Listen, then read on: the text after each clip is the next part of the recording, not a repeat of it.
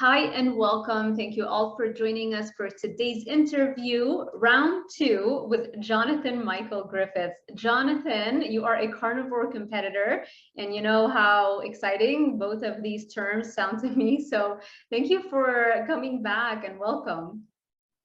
Hi there, nice to see you again. So Jonathan, last time we talked about the basics, of exercise and dieting and all that kind of stuff, and preparing for a competition on a carnivore diet. Since then, what has changed? Are you prepping for a competition right now?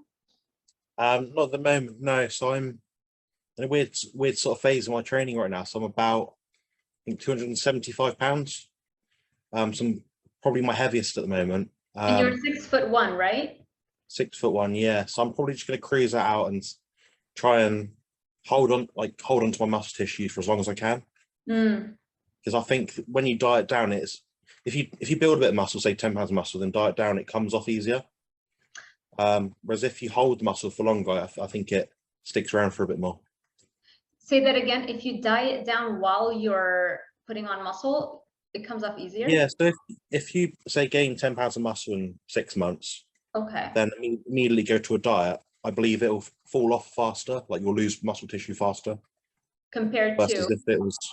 Versus if you were to have the muscle retained for say 2-3 years. Right. Yeah, that's so true. Yeah, the longer you have held on to a certain amount of muscle, the body realizes that you want it for longer. And so it doesn't get rid of it as quickly as if you just had some newbie gains. Then yeah, those are definitely much quicker to drop off.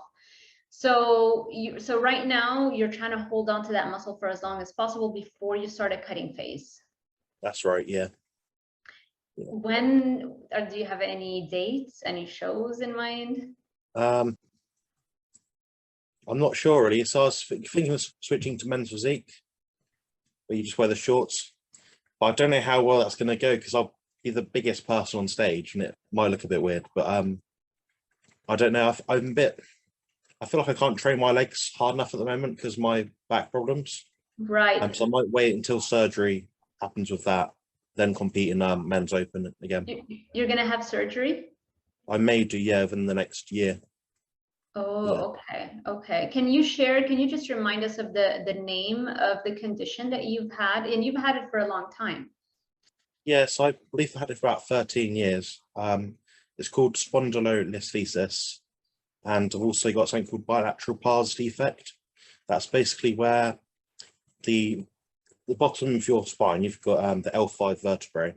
On each side, you have almost like a tusk or something that helps stabilize the joint with the part above it. On both sides, I'm missing it basically, so it makes it very unstable. It makes the muscle recruitment quite difficult in my lower back. Do you know what causes that? It's quite common in athletes in combat sports, anything with contact as well. American football, for example. And were you engaged in any kind of combat sports growing up? Is that, or do you think it may have been an autoimmune condition in a way? I strongly suspect it was through rugby. So when I was about, I think, 13 years old, we went on sports tour to Italy, and they got us to compete against 18-year-olds. Not on purpose, but we found out after the game they're so much bigger than us. I got illegally tackled basically in the middle of the game when the ball was out of play. So right. So after that, I was limping every other for like a few weeks. Oh wow. Yeah. Okay. And so the surgery, they go in and they do what exactly? So what they'd do is they'd make a small slit in the bottom of my spine in the middle. Then they'd remove the remaining, or whatever disc is left between the space. Then they would use about, I think it's 4 bolts to secure the L4 and the L5 vertebrae together. But for me, it's the L5 and the S1, I believe. Then they'd then tighten that together. So in theory, I'd be 6 foot rather than 6'1". But that's quite a long recovery for that surgery as well. So it's not like you have it and you're fine. You may be walking within the week sort of thing, but you're not doing anything like you used to for at least 6 months, I believe. Wow, yeah, you can't be squatting and deadlifting for like 6 months after that. I Yeah, see. Uh-huh. bodybuilding's quite a waiting man's game anyway. It's not something many people fall into then immediately compete and do well sort of thing. So you got to be patient. So this is why you want to try and hang on to the muscle for as long as possible, so that you're preparing for that recovery phase, so that you, when you go back to training, you know, you're starting at a higher muscle mass level as opposed to starting from scratch. That's exactly it. Yeah. Got it. Got it. Okay, well, good. I hope everything goes well and you have a speedy recovery, you know, and all that kind of stuff, because I know how much mentally taxing that can be on somebody who is competitive and who's so physically active every single day. Like, Yeah. if I have like a little bit of aches and pains, like if my knee sometimes hurts when I neglect doing my deadlifts, and I'm only doing squats, so now my quads are overpowering my hamstrings. It literally takes 2 to 3 weeks for me to start having knee pain. So I know, like, I can never neglect hamstrings, you know. And once I start having knee pain, I get into all kinds of things. Okay, well, maybe I can go. I start thinking of all the solutions, because like for me, not being active is horrible, you know. So, and Yeah. that's like something so minor. Yeah, I think with knee pain, a lot of it's apart from obviously an injury, it's a lot of it's inflammation. Also training the muscle, like the knee joint in the stretch position. So do full range squats, but perhaps do the bottom 70 or 80% of it. So you're still getting the stimulation to the joint and tissues around it. Yeah, so here's what I used to really cheat a lot with my squats. I wouldn't go below the 90, and then until I was watching some interview or something where somebody was talking about how you only activate the glutes when you are below the 90-degree angle. And like, why am I, like, for me, the glutes are more important than just quads, you know. In fact, I don't care too much about the quads. So I just know that squats are great for building the glutes. And so, like, I'm doing all of this for nothing. So ever since then, I started going below 90 degrees. And because it was so hard for me at the beginning to do a real squat, I started neglecting the deadlifts afterwards. And that automatically gave me back. My right knee always flares up if there's any kind of imbalance. But so now, like, it's like clockwork. Once I readdress the balance, I stop doing squats and I go back to doing deadlifts and leg curls, you know, for like literally 2 weeks, less than 2 weeks, maybe even in 1 week, the pain goes away. So you're suggesting that I not do, you're suggesting that I still go under 90 degrees, but not like a deep squat. Yeah, so enough to get some tension there so you're not losing mobility. I think it's also important to work on ankle flexibility as well. Because if you've got tight ankle, your knee's never really going to travel past your kneecap, like biomechanically. You're never going to get that tension across your quads, sort of thing. I don't think I have that. I think I can do that fine. Like I can do that full range of motion. It's common amongst men to have that issue, but I'll say most bodybuilders train hamstrings before they do quads. And that sort of helps alleviate pain, so it gets blood flow in the area. So yeah, they figured it out. I figured it out only recently, even though I've been training for a very long time. Sure. Interesting. Well, better late than never. So let's talk about your diet right now. How's your diet now?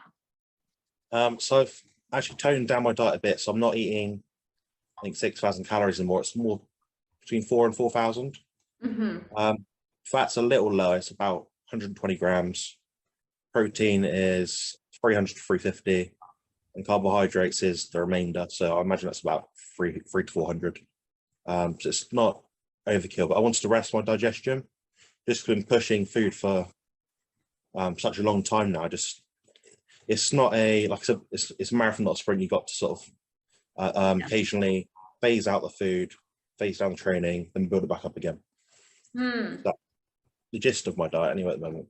Right, and because right now you're in the off season, you're in the improvement season, so we're not doing full-blown carnivore, because you generally do the carnivore while you're prepping, right?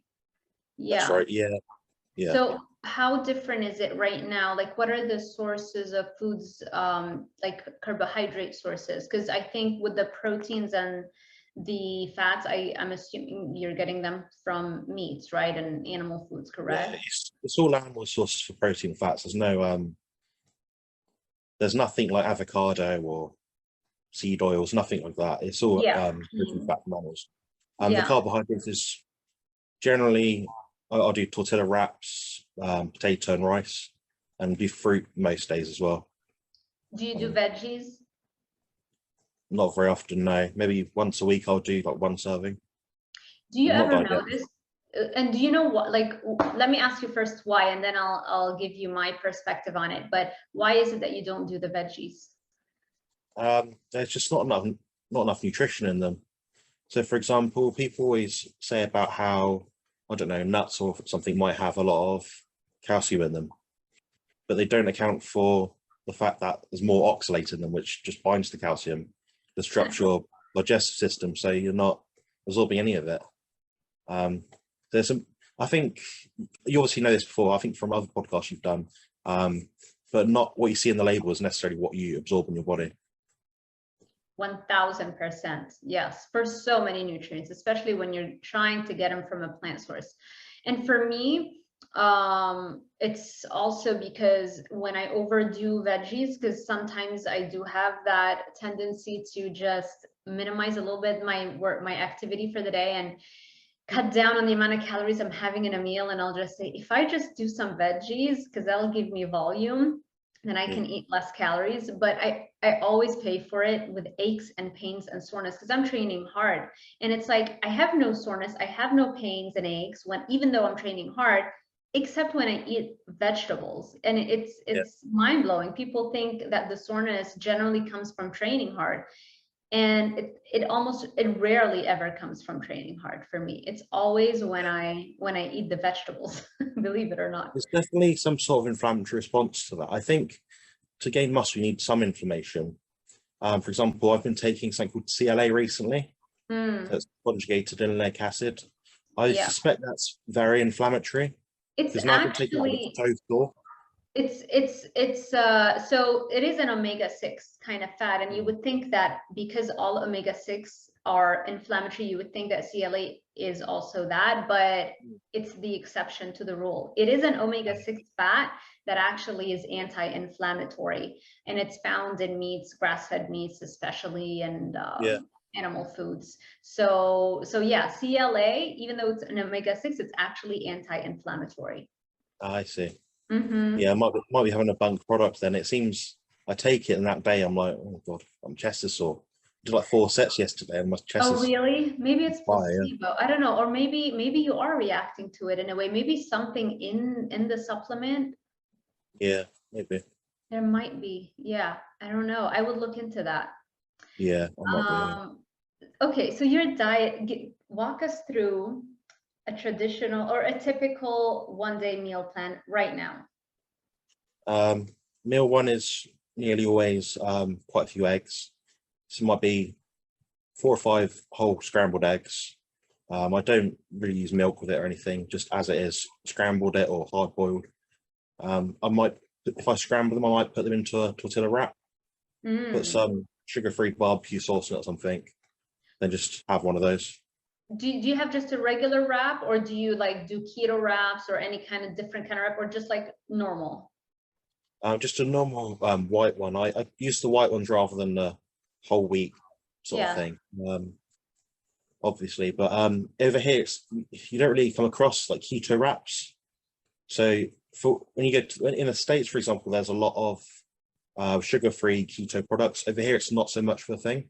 It's not my accessibility. You can get them, but they're not cheap, you know. I see. Yeah, no, here keto is everything. Like you go to a regular grocery store, not even like a health store, and you can find everything you can think of for keto and low carb stuff. But it's not working still. We still have an obesity epidemic. Yeah. That's because people are following the food pyramid, isn't it? Yeah.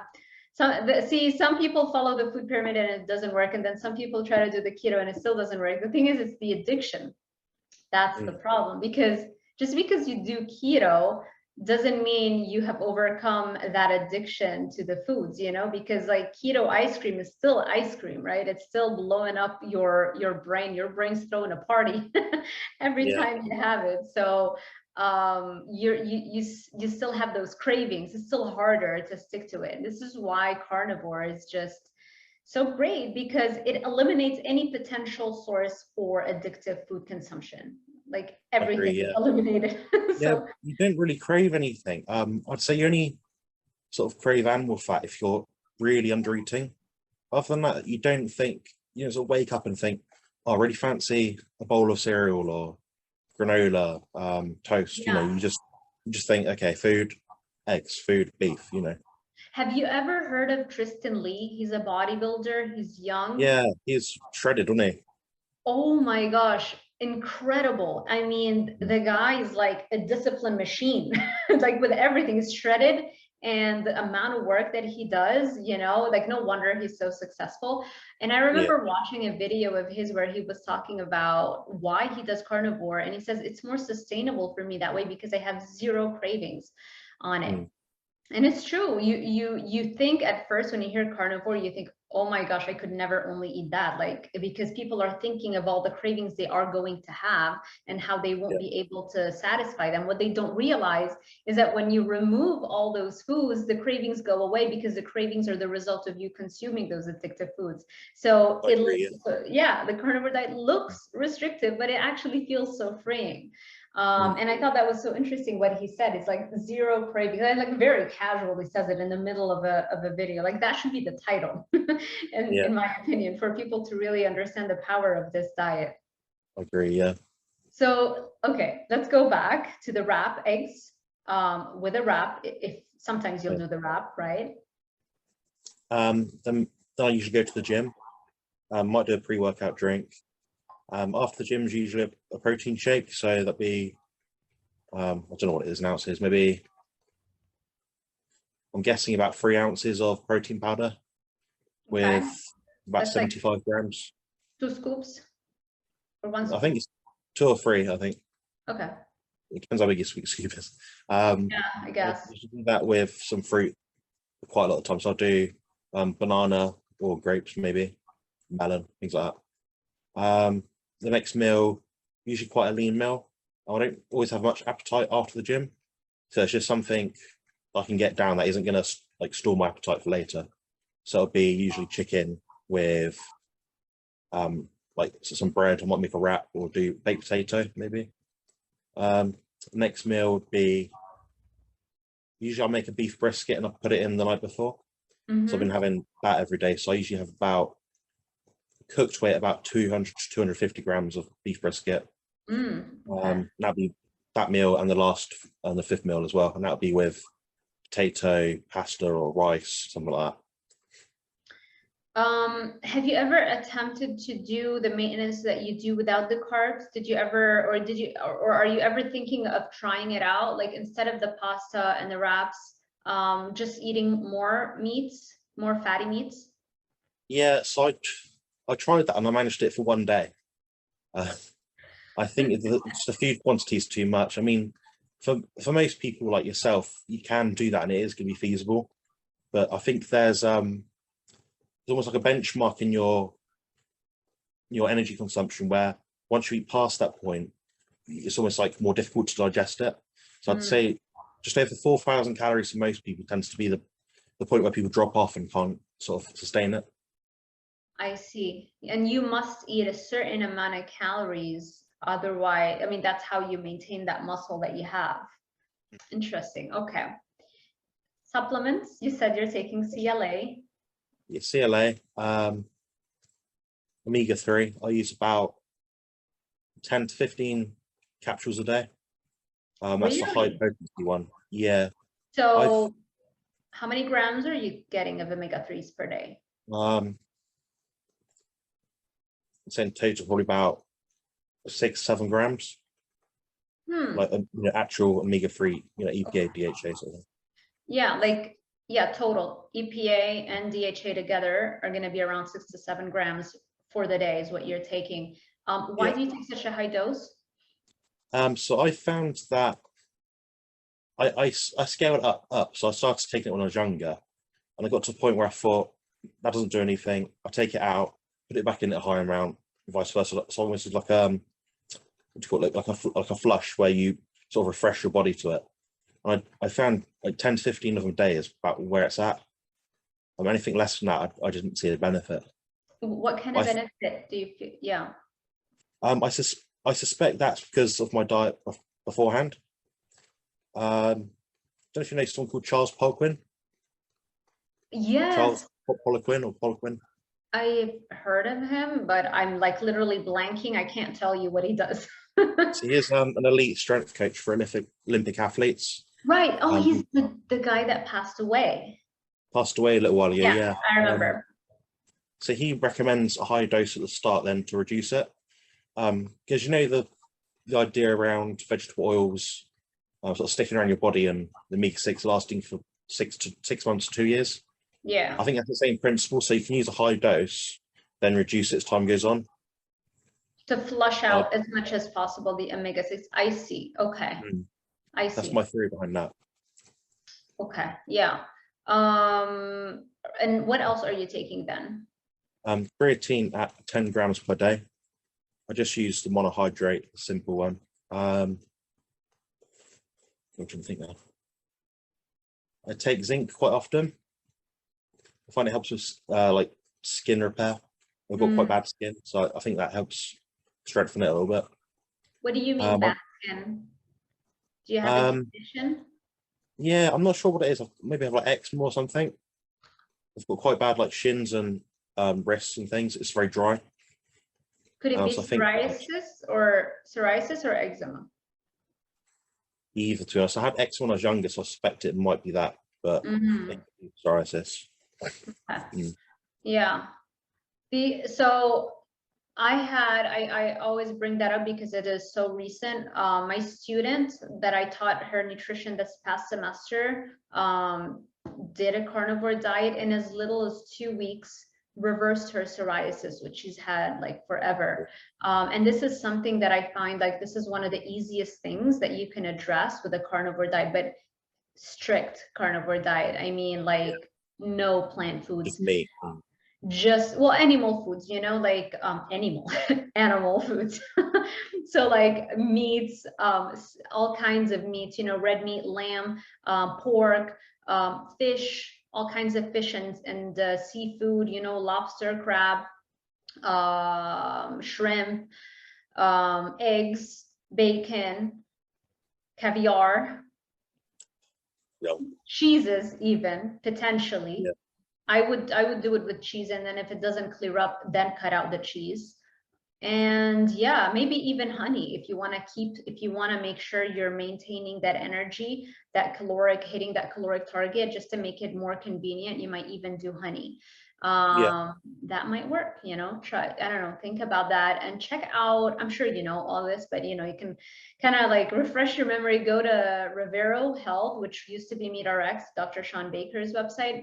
And they list all of the success stories for skin issues. I've seen that. Yeah, there's hundreds of them. And there's tons. For example, might be acne, and it'll say 50 stories. Then, you know, depression, 1,000 stories. You know, sleep, anxiety, skin issue, and most people have multiple things at once that resolve, because it's like you're healing the whole body at once, and so all of the symptoms go away. Like you drop weight, your mood improves, your skin clears up. It's like everything happens. So that for me, I think, is the #1 thing for any skin condition.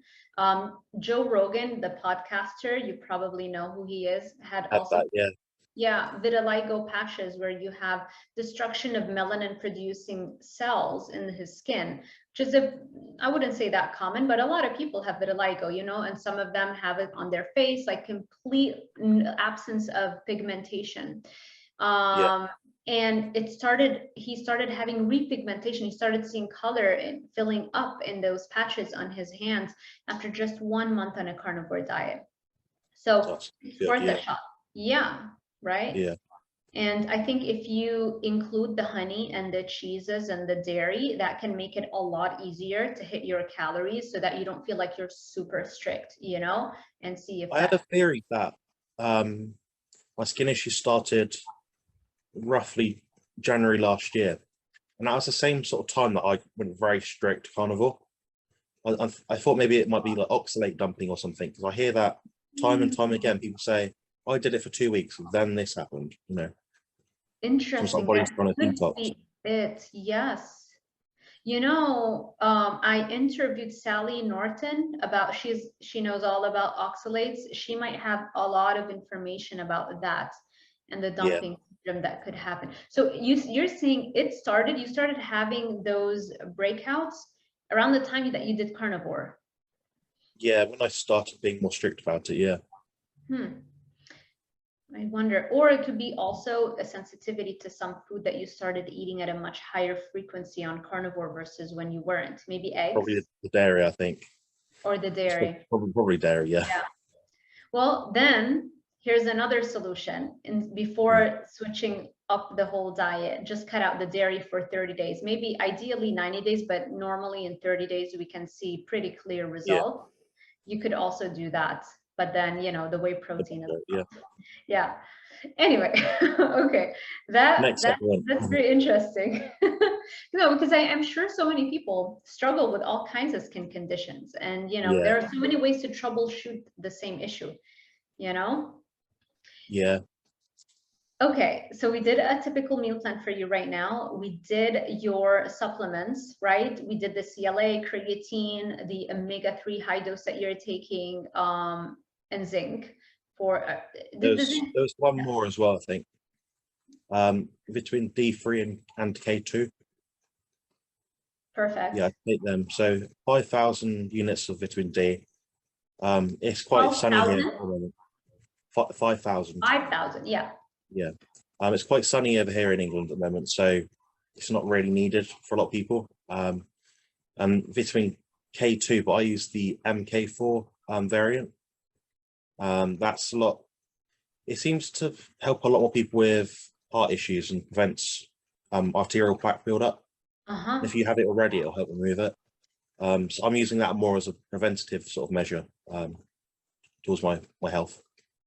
Very interesting. Yeah, that's great. Yeah, generally you don't want to take a high dose vitamin D without also K2 because vitamin D is going to increase your calcium absorption from your diet. And the problem is that when you increase calcium absorption, it can do more harm unless it is ushered into the bones where it's supposed to be. Vitamin K2 is that usher. It ushers calcium away from hanging around in your blood and organs and puts it inside your bones where it's supposed to be. So that way, now you have denser bones, so lower risk of osteoporosis, and you have lower risk of kidney stones and calcification of organs or heart disease. So, because then the calcium isn't, hanging around there and calcifying. So that's wonderful. Are we missing anything else? I take what's it called? I know the chemical name for it, but not the actual name. It's like if you got the MTHFR variant. Vitamin B6, B9, B12, the methylated versions of those vitamins. Yeah, methylcobalamin, something. Tetrahydrofolate. Methylfolate. Yeah, so that's vitamin B9, and that's the active form, the biologically active form of vitamin B9. You never, ever want to take folic acid, which is the synthetic form of vitamin B9. And unfortunately, that's the general recommendation, right? They recommend vitamin B9 in the form of folic acid, which is the synthetic version, even for pregnant women, or women who wish to become pregnant. And they do that not even knowing whether those women have such a common mutation, the MTHFR mutation, which is present in 40% of the population. Yeah, 40% of people have it. So, it's unbelievable. They still recommend that because it wasn't long ago I was in university and they said 400 nanograms, micrograms of folic acid. During pregnancy before. I'm like, that's not the right guidance, really. No, you have to test yourself, get that 23andMe genetic test or any other genetic test, And then if you don't have it, you might be fine with it, although I would do a little bit more research before. And I would check out Dr. Ben Lynch, Lynch, Lynch. He's like the expert on the methylation stuff. And that's where I learned most of my information regarding all those B vitamins and how you need to pay attention to that. And even doctors don't know. I mean, even the medical education doesn't go into that much detail, unfortunately, with the nutrition stuff. Okay, so let's also cover your exercise routine at the moment. How's your workout? I'm training 4 to 5 times a week at the moment, and I'm trying to do either barbell or Smith machine squats twice a week and deadlifts twice a week. I found at the moment I've got to like my peak strength that I can lift without damaging my back further. So I'm just sort of maintaining like the core strength and stability sort of thing. I see. But still following the same sort of program as I was before. So if it's a 4-day week, it might be an upper lower split. Right. If it's a 5-day week, it'll be more of a push-pull leg sort of split. Yeah. Okay. And it's lasting for like an hour or an hour and a half, right? Yeah. Per session, as usual. Yeah. Yeah. Okay. Cardio. A 15-minute very slow cycle to the gym and a 15-minute cycle back. So, okay, that's half an hour a day. You're you know, that's fine. Because you don't have, well, right now your issue is like keeping that muscle on. You want to maximizing your caloric burn to drop body fat. Do you still do steps? I'm not counting at the moment, but the last time I checked is about 5,000 a day. 5,000 steps a day. That's good. Which is terrible. Well, I mean, 5,000 steps is like what, like 5 miles, right? A day, which is like 3 kilometers. Yeah. Yeah, that's good. And you do that like walking your dog, or do you do it like on purpose? I just do it walking the dog usually. So I'm not as meticulous in the off season. I find sometimes being too head on with bodybuilding can sort of take away from everything else. But when you do compete, it's almost like you've been competing all year, you know? I see. Yeah. Do you still do posing in the off season? I do a little bit. Sometimes people ask me to do some in the gym and I'll do 1 or 2, but not like every day. Not every day, not strictly, no. Okay. All right, let's now dive into actually one more thing with regards to the food stuff. Do you do the reverse dieting thing after a show, and did you do that last time? No, I didn't. I had a cheat, I think I had like 1 or 2 cheat days straight after the show. I gained about 10 pounds, which is pretty typical. Obviously I didn't go back to an off-season diet straight away, but I didn't do some sort of like on a 10-week reverse diet. It's more like maybe 2 or 3 weeks. Your thyroid output does pick up back to your baseline in line with your body weight, like your basal metabolic rate. So I think people try to bring it back up incrementally, but you're just slowing down your progress in the off season, I think. I'm not really a fan of reverse dieting aspect in that regard. I think you're sort of wasting a lot of time. That's exactly what I wanted to ask you, Zed, because some people believe that, you know, like, why drag the caloric deficit for longer than it needs to be? Let's just bring back the maintenance calories as fast as we can, so that that person after a show is not still in a caloric deficit. And I think if you do it in a ketogenic way, in a very low carb way, or a carnivore way, you might not ever, you know, put on excess body fat compared to, you know, if you did it with the carbs, you know, you went back to maintenance with the carbs, you know. So like you can go straight back to maintenance, but like do it without the carbs, without that strong insulin response that's gonna stimulate your blood pressure as well. So I think insulin and blood pressure goes hand in hand. 1000%. When I'm a carnivore diet, my blood pressure's 110/60, and my heart rate's about 50. When I'm eating carbs, it's like 80+. Yeah, So, me too. Me too. And people are always freaking out when they check my blood pressure. And we have a machine now because my mother-in-law sometimes comes to visit and we have to always check hers. And yeah, it's like, you have no pulse. It's like, how yeah, are you surviving? And that's because, you know, I train a lot cardiovascularly. So my resting heart rate is very low and my blood pressure is like insanely low. It's like in the systolic is like in the 90s. carnivorous animals do have slower heart rates, so it makes Yeah. sense that way. Yeah, 100%. Yeah, because your heart muscle is now thicker. It's literally a thicker muscle and it's stronger. So every time it pumps, it pushes all the blood in one pump. It doesn't have to pump as many times to deliver the required amount of blood and nutrients to your cells. So with just one Yeah, pump, it's emptying out completely. And so that's why your resting heart rate drops down when you are an athlete, especially an athlete who does cardio, not just, you know, weightlifting.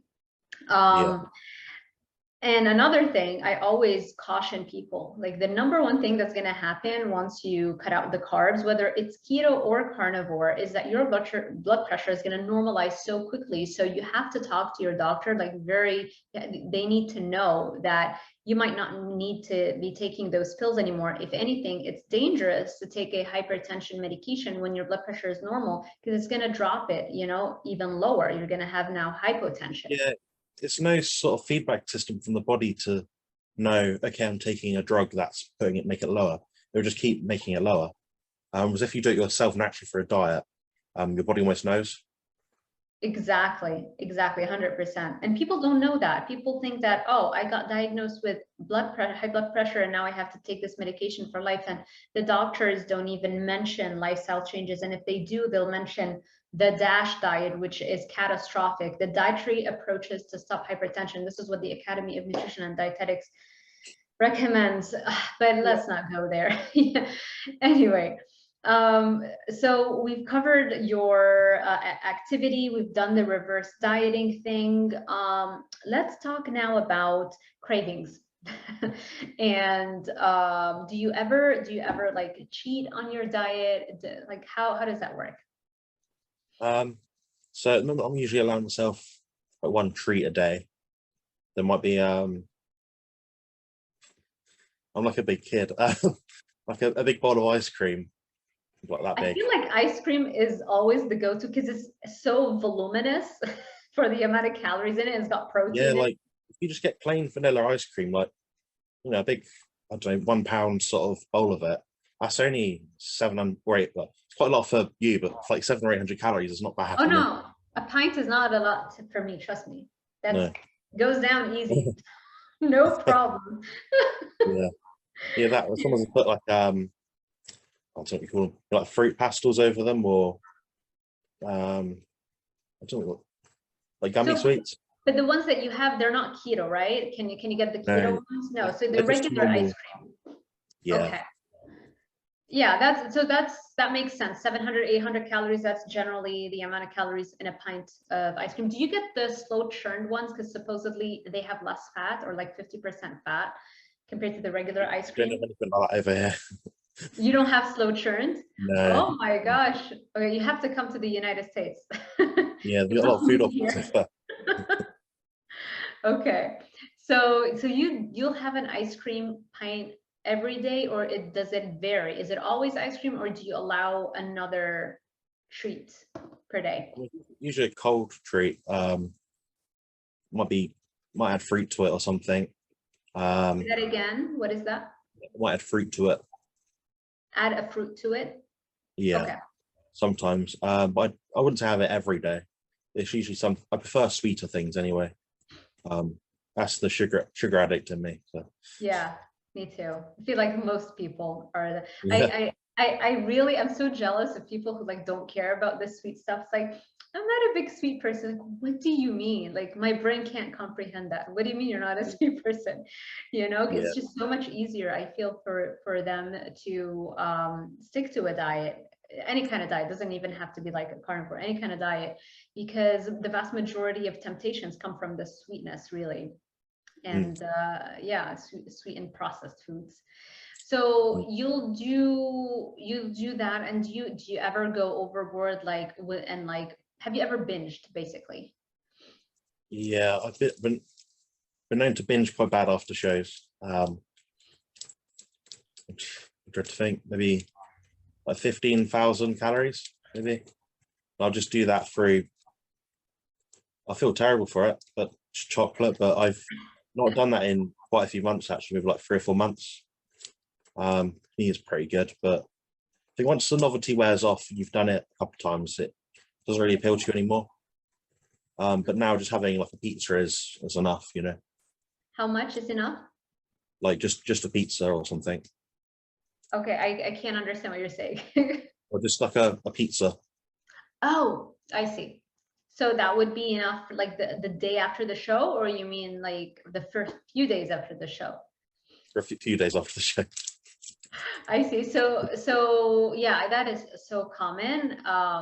Once the show's over and you don't have like another show lined up and you've already been depleted and worked so hard mentally to get there that it's very easy to eat anything and everything. And like you said, yes, you are going to feel terrible, obviously, because you've been eating like so clean, and you eat even cleaner, obviously, when you're prepping, you're on a carnivore diet. So, and then you go from there to having pizzas, you know?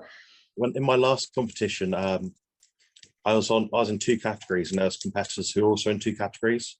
So we almost had to do our posing routines twice. One of them said, "Should we just not do it and say to them so we can go home earlier and have our cheat meal?"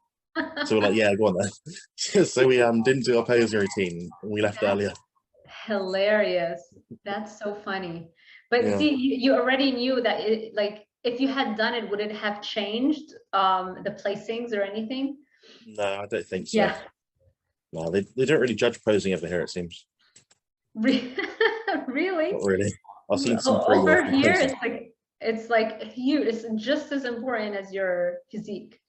It should be that way, I think, but It should be, yeah. I mean, I don't know. I feel like though the physique should be more graded higher than the posing, because you know, I mean, that's where the real like blood, sweat, and tears goes into, you know. yeah. And not that I'm discounting just how important posing is, because posing can bring out your best angles and all the work that you've done. You want to showcase it in the best possible light. But yeah, like if you mess up on your posing routine, especially like in the beginning, a lot of competitors are very anxious, you know, they get stressed out that first few times that they're posing. So if you mess that up, like you shouldn't pay so heavily for it, you know. Maybe as a professional it's different. Yeah, I'd agree with that.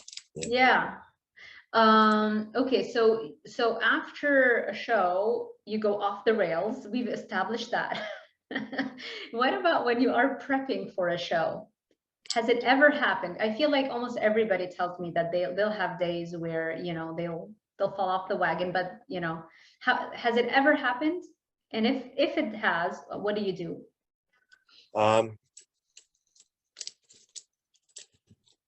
In my last show, I wouldn't really say so. No, nothing really comes to mind.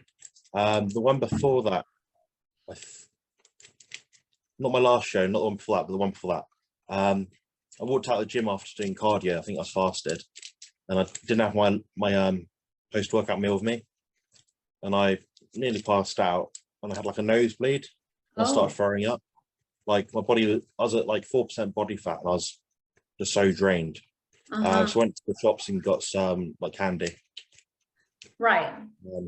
That wasn't so much. I wouldn't say it's so much like binging. It's more like I need to eat something now, sort of thing. So I did that. But the next meal, I just went back onto my normal diet. Didn't think about it.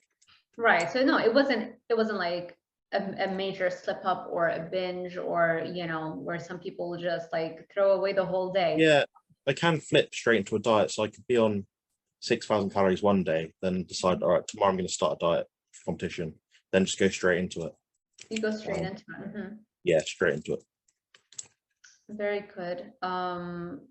Yeah, I think that's also what makes you a successful competitor, is because of your adherence. Because I mean, pretty much everybody knows the basics, like train hard, you know, follow your meal plan, and then you'll be ready come show day. The vast majority struggle though, to stick to it, you know, to stick to that meal plan. I think allowing yourself also that treat can can help, you know, as opposed to trying what you did, like the full-blown strict carnivore. You did it for one day and you that was it.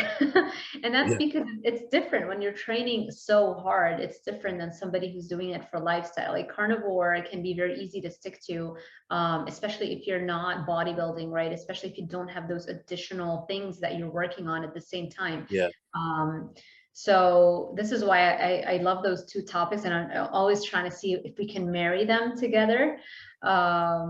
And that's why, you know, I've been wanting to interview you and Colt Milton as well. So, okay, he's a cool guy. he is great. He's awesome. Him and Taylor, they're both amazing. Yeah. Let's talk a little bit about the mindset. What is the mindset necessary? And how is your mindset? What are the things that you do for your mindset to do everything that you do? Because it's you do have a job other than that, right? It's not like this is your full-time job. No, I left my job recently. I couldn't really stand for that long with my back issues. Mm, I just had to leave it. About mindset, like when I always go back up, look at my contest photos and mhm. compare myself to others, like critique it like to death until I'm like convinced, okay, I lost because of X, Y, Z. Uh-huh.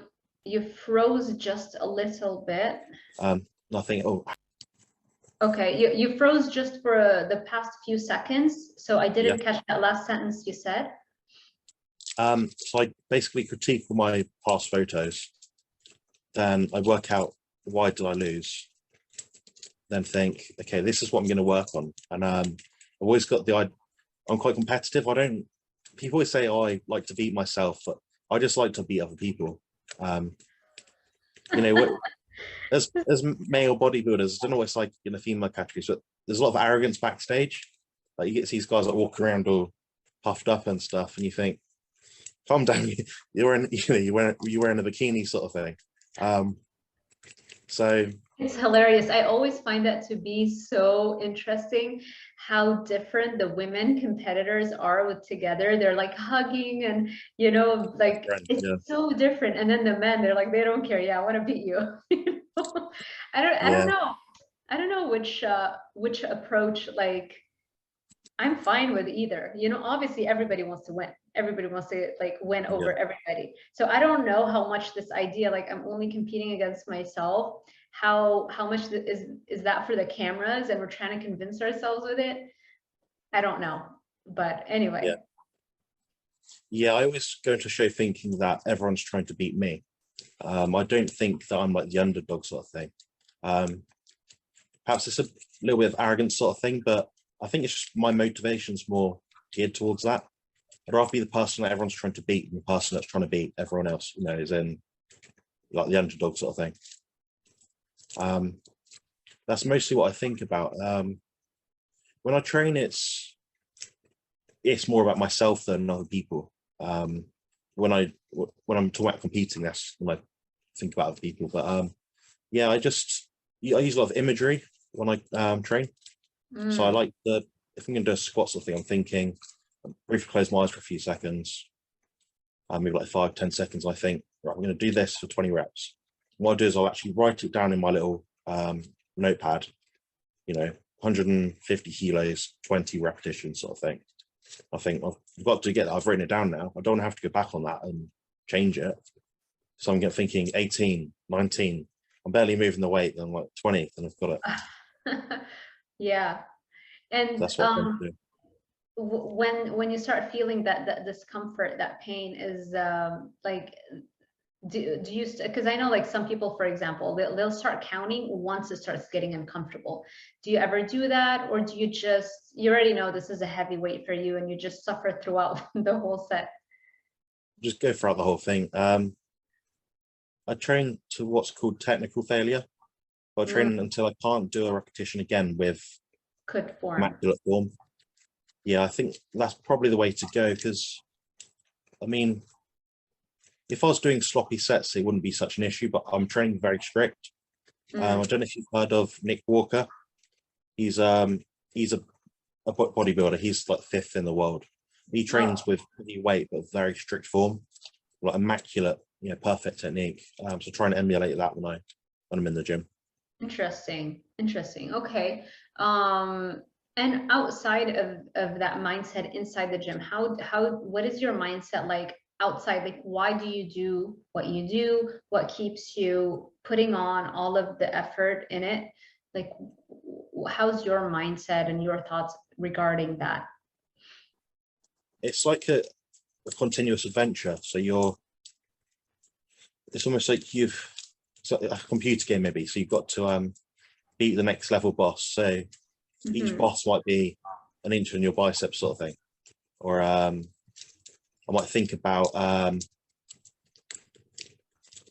like the cartoons and things, the animations where you see like the Dragon Ball Z people with big shoulders and arms and stuff, and I think, Christ, if I just keep lifting, it'll be like that eventually, sort of thing. Cool. I think I'm a creature of habit, so I like the routine of it as well.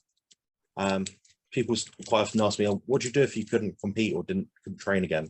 I'm like, I haven't got that far yet. I've not thought of that at all. So.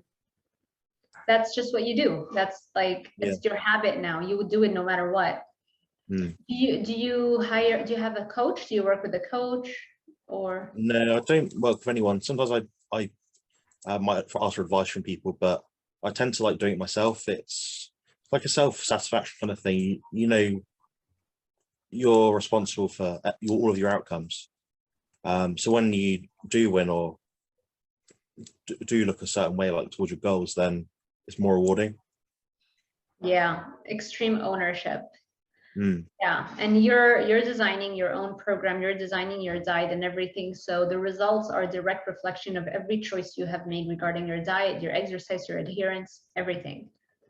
Exactly. Yeah, that's it. Wonderful. I love it. What advice would you give somebody who is interested in competing, and maybe competing on a carnivore diet specifically? What advice or last minute message you would like to leave our audience with? I'd say give yourself plenty of time. Don't be afraid to pick a later show if you need to, and don't be afraid sometimes just do the same thing for a few weeks. Don't rush into, oh, I only lost 1 pound this week, I need to drop another 200 calories or something. Just don't rush it too much. Be ready early, ideally. That's good. So probably best, would you say it's good to like schedule a date, or just leave that, like you don't have to put a deadline, for a show? What do you think is better? I'd say maybe have an idea, say now we're in June. Say I want to compete in, I don't know, October. Might circle that month and think, okay, I'm going to do a diet for 2 weeks and see how much comes off, how much progress I make. 8 pounds, for example. I think, okay, I've got this many weeks until then. And say it's maybe 8, 7, 6, whatever week span period you're using. Then I work it out that way. Then think, okay, I need to wait till the end of October, or even push it to November maybe. So that's probably how I do it. Because you don't know, you might be someone that just retains weight very well but leans out. It's very individual. Right. And the only way to know is to try it, because you might be given a certain plan and expectations, but you don't know how your own body is going to react to that plan. So you have to just try it out, test it out, see how you progress, and then based off of that, you can have a better idea of when you're going to be ready, like what's the date that you're going to be ready at.